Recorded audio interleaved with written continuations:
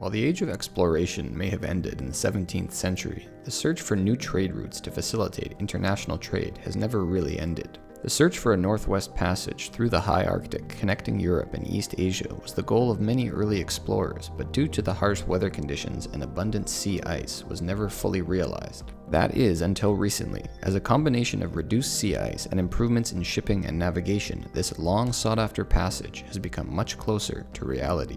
The idea of a northwest passage dates back to the 15th century during the Age of Exploration, when seafarers from numerous European powers sought to discover new trade routes to connect Western Europe with East Asia to shorten the existing overland trade routes. When the Silk Route and spice trade routes through Asia were blocked in 1453 by the Ottoman Empire, European powers greatly increased their investment in seaborne exploration. Routes around the Cape of Good Hope in South Africa and Cape Horn at the southern tip of South America were discovered, but both of these routes were long and exceptionally hazardous, with many ships sinking during the dangerous journeys. With the construction of both the Panama and the Suez Canals in the 19th and early 20th centuries, the need for a shortcut was lessened but remained a goal for northern explorers of the time. As a result, the search for a northern passage continued. It wasn't until Norwegian explorer Roald Amundsen made the first successful crossing through the passage in 1903 to 1906 that the dream became a reality.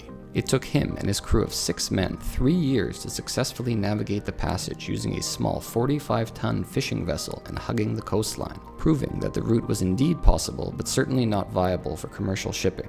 It took another century until 2007 when a reduction in sea ice led to the first ice-free summer in the Arctic, which meant ships could traverse the route without the need for an icebreaker. The first commercial cargo ship to successfully traverse the Northwest Passage was the SS Manhattan in August 1969. The purpose of the voyage was to prove the viability of using supertankers for the transportation of oil rather than constructing a pipeline. The ship was escorted by both Canadian and US icebreakers during various portions of the journey and completed its journey without incident. At this point, the idea of a viable northwest shipping route became much closer to reality. However, a second attempt to cross the passage in the winter was unsuccessful, and resultingly, the Trans-Alaska Pipeline was constructed. In 2016, the passenger ship Crystal Serenity, containing 1,500 passengers, successfully navigated the passage, sailing from Vancouver to New York City in just 28 days. The price per ticket was between $20,000 and $120,000, demonstrating the demand for and feasibility of tourism in the region. Since then, numerous commercial freighters have navigated the passage, a trend that is likely to continue as sea ice becomes less of an issue over time. The passage is currently open for about 3 months per year, but is expected to remain open for longer periods going forward, increasing the passage's commercial capacity. It's important to consider the logistical implications of a fully operational Northwest Passage. Let's compare the Northwest Passage with the Panama Canal, the primary trade route between Asia and the eastern United States. A ship departing from Shanghai to New York travels 10,667 nautical miles and takes about 3 weeks to arrive. Contrast that with the Northwest Passage, for which the same journey would be 8,600 nautical miles and shave off 7 days of transit time. This represents significant cost and time savings, as well as the advantage of bypassing any potential delays through the Panama Canal. Resultingly, China has expressed major interest in expanding shipping through the passage as it becomes increasingly viable. Any discussion about viability must include the feasibility of significant shipping transit through the high Arctic. Currently, the infrastructure along the route is underdeveloped and not capable of providing the logistical support necessary for a major shipping lane. Major investment in ports, roads, and railways will be needed to transform the region from a remote backwater into a fully functional transportation route. This will require major investment from the Canadian government, which has already begun to some extent. In 2012, Canadian Prime Minister Stephen Harper announced a $300 million highway extension between Inuvik and Tuktoyaktuk, creating the first all-season road connecting the Canadian highway system with the Arctic coast. Additionally, deep water ports will be needed along the Arctic route to handle tankers and container ships. Currently, Canada only possesses one such port in Churchill, Manitoba, with alongside berthing facilities. However, Churchill is located a significant distance south of the Northwest Passage, so it's not ideally located to be the route's primary deepwater port. Resultingly, Canada has been developing deepwater ports in both Iqaluit, Nunavut, at the eastern entrance to the Northwest Passage, as well as nearby Kikiktukjuaq and Pond Inlet. The United States has also announced plans to begin a $600 million port expansion in Nome, Alaska at the western entrance to the Northwest Passage. Speaking of the United States, we would be remiss in leaving out their role in the Northwest Passage. While the historic SS Manhattan journey was a major accomplishment, its implications for the future of the Northwest Passage were far more profound. The voyage was highly controversial, highlighting a major dispute between the United States and Canada regarding sovereignty over these waters. The crux of the issue is a dispute over how these waters should be classified. Canada considers this waterway to be solely internal Canadian waters and thus subject to complete Canadian authority in terms of access by foreign ships. This has been Canada's position for over 50 years and has been repeatedly reaffirmed by successive Canadian governments, including the current Trudeau government in a 2019 document, Arctic and Northern Policy Framework. The Canadian position states that the Arctic waters are a fundamental part of the nation's history, identity, and the historical homeland of the Inuit people. Additionally, Canada seeks to protect the sensitive area from environmental damage. In contrast, the United States has long held the position that the Northwest Passage is an international strait. Thus, ships from all nations, both civilian and military, should enjoy an unfettered right of passage.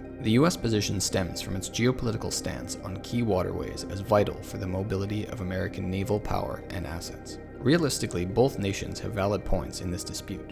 From the U.S. perspective, many key waterways are classified as international waterways, even those completely enclosed inside of a single nation. Take the Turkish Straits of the Dardanelles and Bosporus, which are both part of Turkey's sovereign naval territory but are considered international passageways and therefore required by treaty to be open to all civilian shipping during peacetime. Similarly, the Danish Straits connecting the Baltic and North Seas are considered international waterways and must allow for the peaceful transit of foreign ships. Should the Northwest Passage be classified as Canadian internal waters, it would bring into question the status of some of these other international waterways, something the US would like to avoid. From the Canadian perspective, the Northern Archipelago is the ancestral homeland of the Inuit people, who remain the majority population in the region. They rely on the area for fishing, hunting, and sustaining their traditional way of life. Additionally, Canada maintains that the Northwest Passage should be considered internal waters according to Article 8 of the United Nations Convention for the Law of the Sea. Both nations have maintained their respective position for decades and have essentially adopted an agree-to-disagree policy. A 1988 agreement on Arctic cooperation was signed between the two nations outlining this, in which a plan for cooperation on development and security was affirmed, while maintaining the status quo on the Law of the Sea disagreement. It is in the interest of both nations to maintain their centuries-old friendly relationship, so Canada-US cooperation will be vital to the future of the passage. It's important to mention the other Northern Passage currently opening up on the opposite side of the Arctic Ocean, Russia's Northeast Passage, also known as the Northern Sea Route. This passage mirrors the Northwest Passage in many ways and has legal and geopolitical implications to consider. Like the Northwest Passage, the Northeast Passage runs along the Arctic coasts between the Atlantic and Pacific Oceans. It has been in use by Russian and Soviet shipping for decades, but required icebreakers to successfully transit the route. Similar to the Canadian route, changing ice conditions in the Arctic have led to increased navigability, and the route also lacks significant infrastructure to make it a serious competitor with the Suez Canal. It's worth noting that the Northeast Passage is a significantly shorter route for transiting goods between the North Pacific and the Northern European ports. We're talking between 35% and 60% shorter depending on the ports in question. Similarly to the Canadian position, Russia considers the Northeast Passage to be its territorial waters, although there is some controversy over its status as an international shipping lane. The Russian government has been investing in developing additional deep-water ports and infrastructure along the route, as volume along the route is expected to increase to 150 million tons by 2030, from the current level of 80 million tons. At some point in the future, both routes will likely see greatly increased shipping volume and change the landscape of international trade logistics. When it comes to the successful development of the Northwest Passage, the key will be Canada's ability to successfully implement its environmental protection goals while balancing the needs of its powerful southern neighbor. Should this route's potential be realized, it would have the capacity to transform Canada from an internationally respected but largely unimportant country to a major player in the realm of geopolitics and international trade. For this to happen, the transition must be handled skillfully and thus will be a major consideration for future Canadian governments.